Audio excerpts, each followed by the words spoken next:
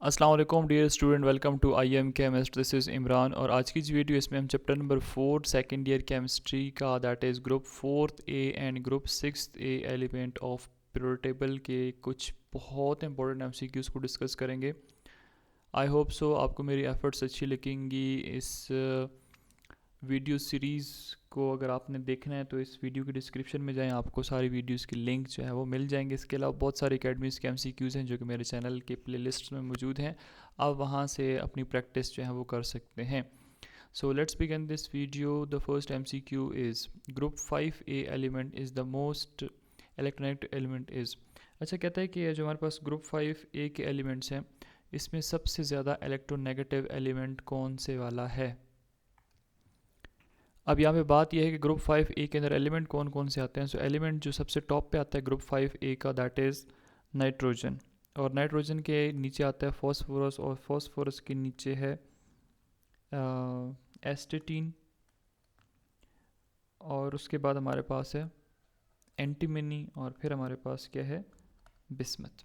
ठीक है, तो ये हमारे पास एलिमेंट्स हैं। और वैसे जो इलेक्ट्रोनेगेटिविटी है उसकी अगर हम बात करते हैं ट्रेंड की, तो इलेक्ट्रोनेगेटिविटी जो है ना डाउन द ग्रुप क्या हो रही होती है, डिक्रीज़ हो रही होती है। डाउन द ग्रुप क्या हो रही होती है, डिक्रीज़ हो रही होती है। सो ये हमारे पास सबसे टॉप पे है, तो इसका मतलब है इसकी सबसे ज़्यादा इलेक्ट्रोनेगेटिविटी है। तो यही आपसे पूछ रहा है कि सबसे ज़्यादा मोस्ट इलेक्ट्रोनेगेटिव एलिमेंट कौन सा है। So that would B nitrogen. अब इलेक्ट्रोनेगेटिविटी कौन सी होती क्या है, ये वो पावर है जिससे एटम जो है, एक एटम दूसरे एटम के जो शेयर्ड पेयर्ड ऑफ इलेक्ट्रॉन्स होते हैं उनको अपनी तरफ खींच लेता है। ठीक है, फॉर एग्जांपल हम यहाँ पे एग्जांपल लेते हैं एमोनिया की। ये हमारे पास NH3 का मॉलिक्यूल है। ठीक है, इसके ऊपर एक लॉन पेयर ऑफ इलेक्ट्रॉन होता है क्योंकि नाइट्रोजन के बैलेंस के अंदर 5 इलेक्ट्रॉन्स होते हैं।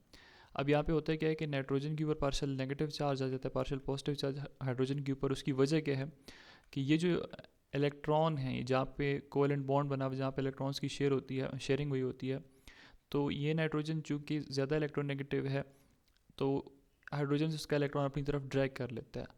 तो इस वजह से हमारे पास इनके ऊपर partial negative partial positive poles आ जाते हैं। तो इलेक्ट्रोनेगेटिविटी किसकी ज़्यादा हो जाएगी, नाइट्रोजन की। Number 2, which of the following element अगर फ्री इन नेचर। अब फ्री इन नेचर, अब इसमें से बताएं कौन से वाला ऐसा है जो फ्री इन नेचर है।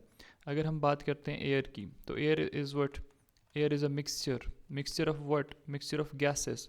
अब गैसेस में कौन सी ऑक्सीजन गैस पाई जाती है, सर नाइट्रोजन पाई जाती है जो कि 78% है, मतलब सबसे ज़्यादा पाई जाने वाली गैस है। तो ये हमारे पास क्या है, it occur free in nature, बाकी जो है ये कंबाइंड स्टेट में पाई जाती हैं।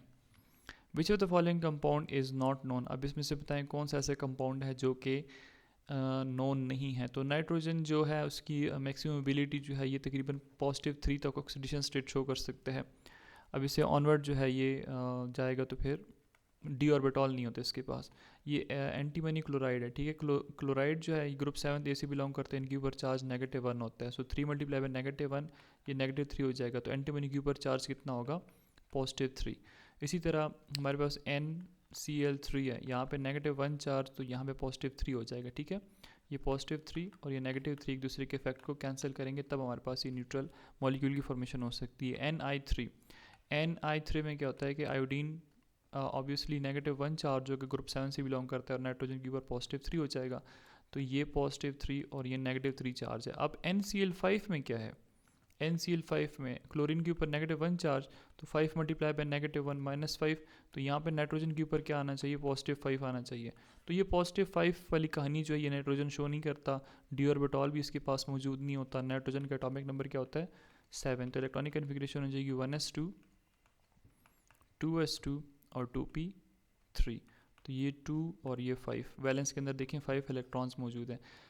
तो इसके अंदर कोई डी ऑर्बिटॉल की इन्वॉल्वमेंट भी नहीं होती, तो इतने ज़्यादा बॉन्डिंग जो है वो नहीं बना सकता। तो ये जो है that this compound is not known, nitrogen pentachloride अगर आप इसको कह सकते हैं। Number 4, what is laughing gas. Laughing gas कौन सा, that is dinitrogen oxide. So option number B जो है ना, दैट इज़ और करेक्ट ऑप्शन। नेक्स्ट हमारे पास MCQ नंबर 5 है, oxidation state of NO in air produces dash. और सॉरी, ऑक्सीडेशन नहीं, oxidation of NO, nitrogen monoxide है, उसकी आप ऑक्सीडेशन करते हैं। ऑक्सीडेशन क्या चीज़ है, एडिशन ऑफ एयर। ठीक है, कि आप नाइट्रोजन मोनोऑक्साइड को रिएक्ट कर दो किसके साथ, एयर के साथ, तो आपके पास किस चीज़ की फॉर्मेशन होगी। So when we have nitrogen monoxide, अगर हम इसको रिएक्ट कर देंगे ऑक्सीजन के साथ तो हमारे पास क्या बन जाएगा, नाइट्रोजन डाइऑक्साइड की फॉर्मेशन हो जाएगी और इसका जो कलर होता है दैट इज़ ब्राउन कलर। ठीक है, so right option is option number A. MCQ number 6, yellow colour of nitric acid is due to the presence of what. अब जो नाइट्रिक एसिड है इसका येलो कलर किस वजह से आता है, तो इसका जो येलो कलर आता है that is because of nitrogen dioxide NO2। जब हम डिकम्पोजिशन करते हैं नाइट्रिक एसिड की तो हमारे पास NO2 की फॉर्मेशन हो जाती है और उस वजह से जो कलर हो जाता है ना that is yellow colour. Number 7, gold dissolve in aqua region to give dash. अब गोल्ड जो है, गोल्ड का सिंबल होता है AU, इसलिए यहाँ पे इन्होंने AU लिखा हुआ है सारा। अब ये एक्वा रीजिया क्या होता है, एक्वा रीजिया आप लोगों ने पढ़ा होगा कि अगर आपके पास नाइट्रिक एसिड है और इसी तरह आपके पास HCl है, आप 1:3 ले लेते हैं, ठीक है, 1 मोल ऑफ नाइट्रिक एसिड और 3 मोल ऑफ हाइड्रोक्लोरिक एसिड, तो ये जो मिक्सचर होता है ना that is known as aqua regia. और इस मिक्सचर का फंक्शन क्या होता है, it can dissolve gold AU, ठीक है, गोल्ड को डिज़ोल्व कर सकता है। अब होता किस तरह है कि आप सबसे पहले नाइट्रिक एसिड लेंगे, उसको रिएक्ट करेंगे कितने टाइम्स, 3 टाइम्स HCl के साथ। जैसे आप HCl के साथ रिएक्ट करेंगे तो आपके पास इस तरह का कुछ कंपाउंड बन जाएगा, साथ में क्लोरीन गैस इवॉल्व हो जाएगी और वाटर मॉलिक्यूल की फॉर्मेशन होगी। अब ये NOCl जो है ये ब्रेक हो जाएगा, ये ब्रेक होगा नाइट्रोजन मोनोऑक्साइड के अंदर और साथ में क्या होगा, नेसेंट क्लोरीन की फॉर्मेशन होगी। अभी नेसेंट क्लोरीन जो है इसने आगे जाके रिएक्ट कर जाना है किसके साथ, गोल्ड के साथ। 3 मोल्स ऑफ क्लोरीन है और इसने आप जाके गोल्ड के साथ रिएक्ट करके AuCl3 की फॉर्मेशन बना लेनी है और that is water soluble, that is water soluble. ये क्या हो जाता है, पानी के अंदर डिज़ोल्व हो जाता है। हेंस राइट ऑप्शन जो हमारे पास बनेगा AuCl3 बनेगा, right option is option number C। Number 8, when red phosphorus is heated nitric acid with nitric acid it forms dash. कहता है आपके पास रेड फास्फोरस है, आप उसको रिएक्ट कर दो किसके साथ, नाइट्रिक एसिड के साथ, तो इससे आपके पास किस चीज़ की फॉर्मेशन होगी। तो याद रखें कि जब कभी नाइट्रिक एसिड को हम रिएक्ट कराते हैं, यहाँ पे हम इसको कर लेते हैं, अगर हमारे पास नाइट्रिक एसिड है उसको हमने रिएक्ट किया फॉस्फोरस के साथ, तो फॉस्फोरस के साथ रिएक्ट करने के बाद ये फॉस्फोरिक एसिड देगा, H3PO4 is the phosphoric acid, water और एक और प्रोडक्ट जो बनेगा that is nitrogen dioxide. Balance आपने करना है तो इसको यहाँ पे 5 कर दें, 5 times 5 moles of nitric acid react with 1 mole of phosphoric acid, red phosphorous acid और फॉस्फोरस सॉरी, और हमारे पास क्या बनेगा, फॉस्फोरिक एसिड की फॉर्मेशन हो गई, this is phosphoric acid, phosphoric acid बन गया। तो राइट ऑप्शन हमारे पास क्या होगा, H3PO4, सो राइट ऑप्शन ऑप्शन नंबर ए। नेक्स्ट हमारे पास MCQ नंबर 9 है, विच of the following is used at the tips of the match stick. अब मैच स्टिक किस कलर की होती है, वाइट कलर की होती है, लेकिन हम ब्लैक बना लेते हैं, चलें पाकिस्तान है चलता है। अब इसके ऊपर क्या करें आप, ये टिप होती है इस तरह रेड कलर की। अब ये टिप के बारे में आपसे पूछ रहा है कि इसकी कंपोजिशन क्या है, so that is composed of potassium dichromate, sulphur और वाइट फॉस्फोरस, ठीक है, K2Cr2O7, potassium dichromate, S for sulphur और white P for phosphorus. Next हमारे पास MCQ नंबर 10 है, what is the number of electron present in the valence shell of phosphorus and PCl3। अब PCl3 में कितने electrons जो हैं वो प्रेजेंट होंगे, सो राइट ऑप्शन इसका जो बनेगा that is C। Number 11, phosphorus shows oxidation state of +3 in which of the following. अब यहाँ पे आपके पास डिफरेंट इन्होंने कुछ आइंस दिए हैं, कुछ कंपाउंड गिवन है, आप पूछ रहे हैं कि +3 ऑक्सीडेशन स्टेट फॉस्फोरस का किस में है, तो इसको करना पड़ेगा सारा कुछ। पहले आपके पास है H4 P2 और O7, 4 मल्टीप्लाई बाय हाइड्रोजन करेंगे क्योंकि 4 टाइम हाइड्रोजन है, 2 मल्टीप्लाई फॉस्फोरस करेंगे क्योंकि फॉस्फोरस 2 टाइम्स है, 7 मल्टीप्लाई बाय ऑक्सीजन करेंगे क्योंकि ऑक्सीजन 7 टाइम्स है। एज अ होल इसके ऊपर कोई चार्ज नहीं है तो that would be equal to 0। अब आगे क्या करेंगे, हाइड्रोजन के ऊपर चार्ज होता है पॉजिटिव 1, इलेक्ट्रोकेमिस्ट्री के अंदर आप लोगों ने पढ़ा हुआ है। फॉस्फोरस के साथ हम 2p लिख देते हैं क्योंकि फॉस्फोरस हमें फाइंड आउट करना है। ऑक्साइड के ऊपर चार्ज -2 होगा तो ये -2 हो जाएगा। अब ये +4 हो जाएगा, यहाँ पे 2 इंटू फॉस्फोरस हो जाएगा, यहाँ पे -14 हो जाएगा। क्यों? क्योंकि 7 को अगर आप मल्टीप्लाई करेंगे -2 के साथ, सो दैट वुड बी -14। अब 2p यहीं पे रह जाएगा, -14 इक्वेशन की दूसरी साइड पे आएगा तो +14 बन जाएगा, और ये +4 इस साइड पे आएगा तो -4 बन जाएगा।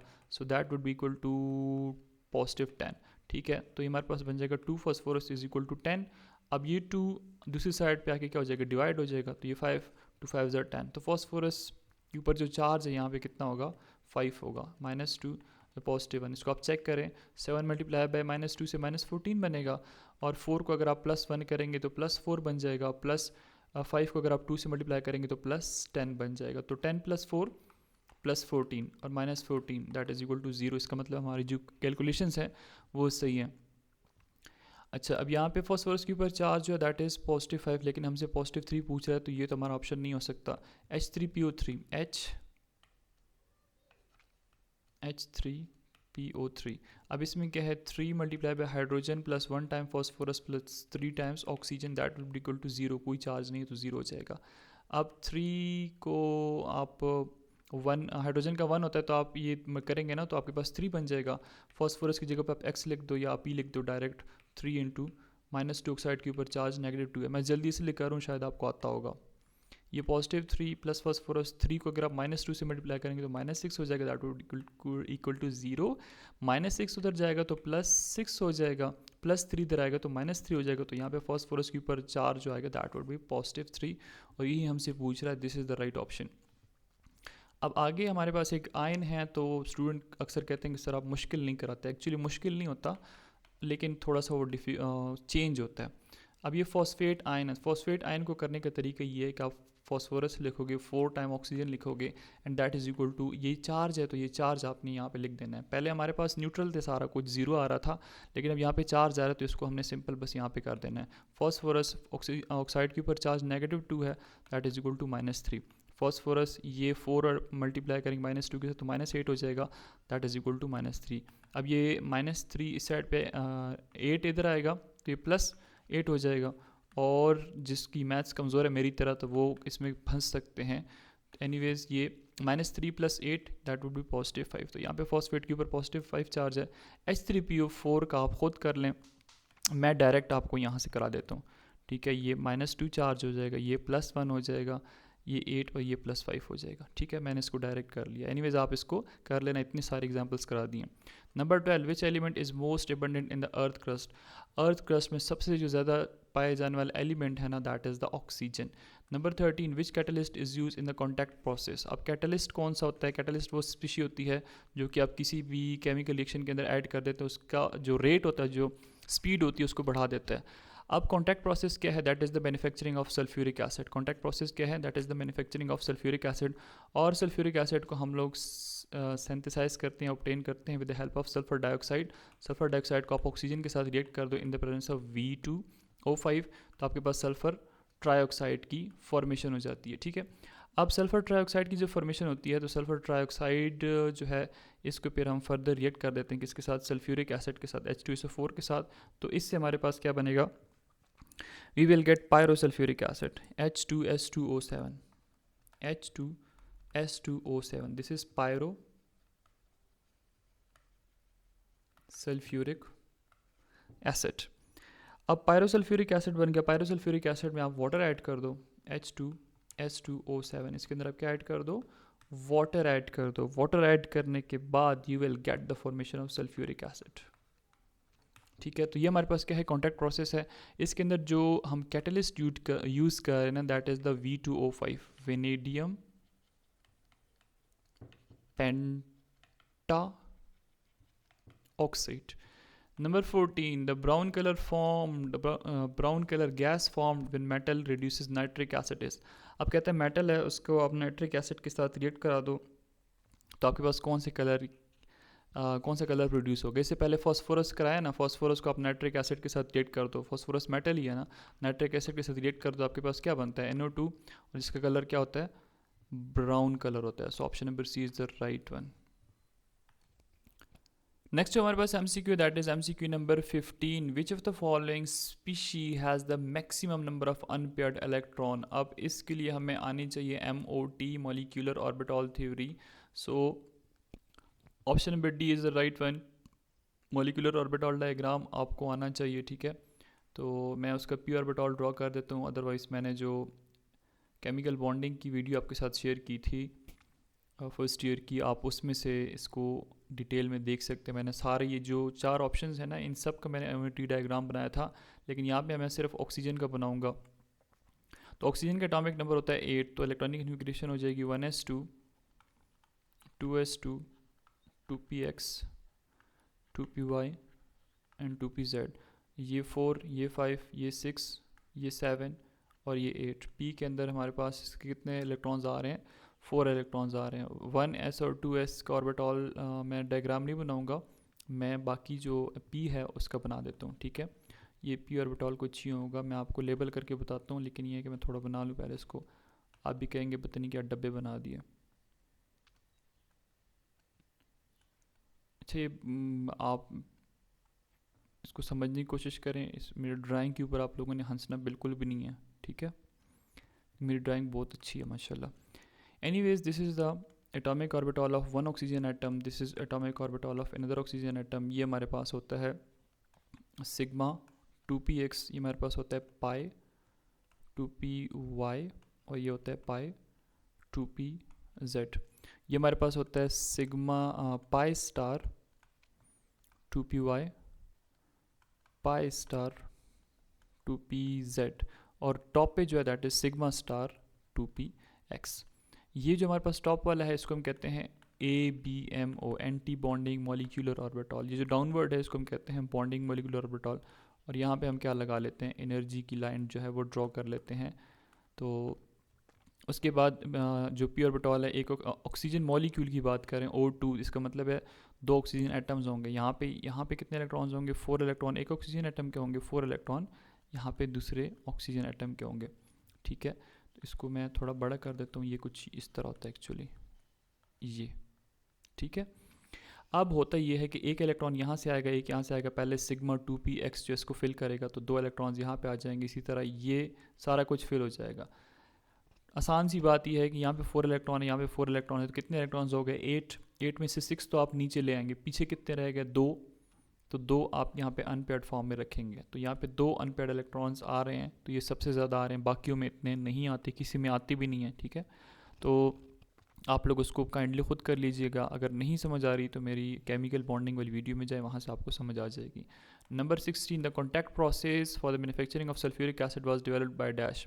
अब सब स्टूडेंट क्या करते हैं कि जाबिर बिन हैन को डायरेक्टली टिक कर लेते हैं, कहते हैं कि जी सल्फ्यूरिक एसिड किसने बनाया था? जी जाबिर बिन हैन ने। ऑब्वियसली इसमें कोई डाउट नहीं है, he was a Muslim scientist और for the first time he manufactured sulphuric acid. लेकिन यहाँ पे हमसे ये पूछ रहे हैं कि कॉन्टैक्ट प्रोसेस किसने बनाया था। So contact process was developed by Nest. So option number B जो है ना, that is the right option. ये जर्मनी का बंदा था और इसने क्या किया था, सबसे पहले कॉन्टैक्ट प्रोसेस जो है इसको बनाया था। और सल्फ्यूरिक एसिड के अबाउट ये भी याद रखें कि सल्फ्यूरिक एसिड जो है that is also known as king of acid. इसको हम क्या कहते हैं? किंग ऑफ एसिड, या पहले इसको ऑयल ऑफ वाइट्रोल जो है ये भी बोला जाता था। तो ऑयल ऑफ वाइट्रोल या फिर king of acid, these are the name for the sulfuric acid. Number 17, in which compound of nitrogen the oxidation state of nitrogen is +1। अब इससे पहले इतने सारे एग्जांपल बता दिए आपको ऑक्सीडेशन स्टेट फाइंड आउट करने की, तो हम यहाँ पे डायरेक्ट करेंगे N2O, NO2, NO, N2O4। अब यहाँ पे ये देखें ऑक्सीजन के ऊपर चार्ज -1 है, तो यहाँ पे 2 है तो ये +1 हो जाएगा। ये अगर आप मल्टीप्लाई करेंगे तो ये +2 हो जाएगा, ऑक्साइड के ऊपर चार्ज -2, तो इसका मतलब ये इसका इफेक्ट 0 आ जाएगा चार्ज नेट, तो ये 0 हो जाएगा। अच्छा, यहाँ पे +1 चार्ज है, N2O के ऊपर N2O में +1 चार्ज है, ठीक है। यही हमारा राइट ऑप्शन होना चाहिए। अब NO2 में देखें, यहाँ पे ऑक्साइड के ऊपर चार्ज -2 है, 2 को आप मल्टीप्लाई करेंगे -2 के साथ तो कितना बनेगा? -4, तो यहाँ पे +4 होना चाहिए। अब यहाँ पे ऑक्साइड के ऊपर चार्ज -2 है, तो यहाँ पे ऑब्वियसली +2 होगा, तब जाके एक इफेक्ट कैंसिल होगा। यहाँ पे -2 है तो ये कितना हो जाएगा? ये हो जाएगा -8। -8 को कैंसिल करने के लिए यहाँ पे +8 होना चाहिए, तो यहाँ पे मैं 4 लगाऊंगा, तब जाके क्या हो जाएगा +8। ये मैं करा देता हूँ, फिर आप गिला करेंगे। 2 टाइम्स नाइट्रोजन है और 4 टाइम हमारे पास क्या है, oxygen, that is equal to 0। अब 2 नाइट्रोजन हम फाइंड आउट कर रहे हैं तो x कर देंगे, या नाइट्रोजन डायरेक्टली लिख लेते हैं। ऑक्सीजन के ऊपर चार्ज -2 है, that is equal to 0। 2 nitrogen, और ये -8 हो जाएगा ना, और ये 0 हो जाएगा, ये 2 -8 उधर जाएगा तो +8 हो जाएगा, ये 2 मल्टीप्लाई इधर आके डिवाइड हो जाएगा, तो हमारे पास क्या हो जाएगा, +4। तो देखो इस तरह भी आप +4 लेकर आ सकते हैं, इस तरह डायरेक्ट भी आप कर सकते हैं, आपकी मर्ज़ी है। तो +1 हमसे पूछ रहा था, तो ये डाइनाइट्रोजन ऑक्साइड के ऊपर आ रहा है। 18 ferrous sulphate form brown ring with dash. अब आयरन सल्फेट जो है, ये कहता है ब्राउन कलर के रिंग किसके साथ बनाता है। आप लोगों ने रिंग टेस्ट पढ़ा होगा, आप लोगों ने रिंग टेस्ट पढ़ा होगा केमिस्ट्री के अंदर, और रिंग टेस्ट का फंक्शन क्या है, that is use to confirm the presence of nitrates, ठीक है। अब यहाँ पे जो कलर है इसका, वो देगा nitrogen monoxide. So option number B जो है ना, इट विल गिव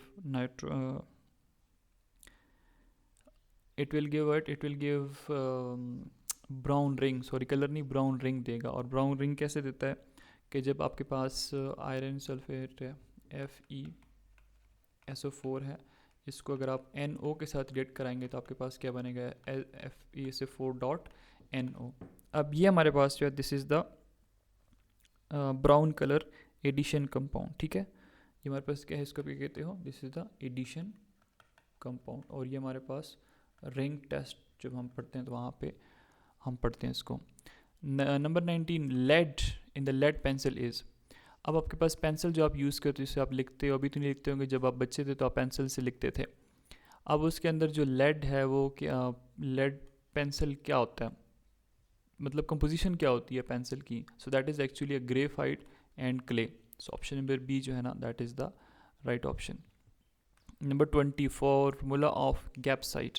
अब गैप्साइट का फार्मूला हमसे पूछ रहे हैं, that is Al2O3.2 molecule of water, that is the ore of aluminium. So these were the MCQs, ठीक है। और नेक्स्ट चैप्टर जो होगा उसके MCQs आपके साथ मैं नेक्स्ट वीडियो के अंदर डिस्कस करूँगा। Thanks for watching and stay connected with I am chemist.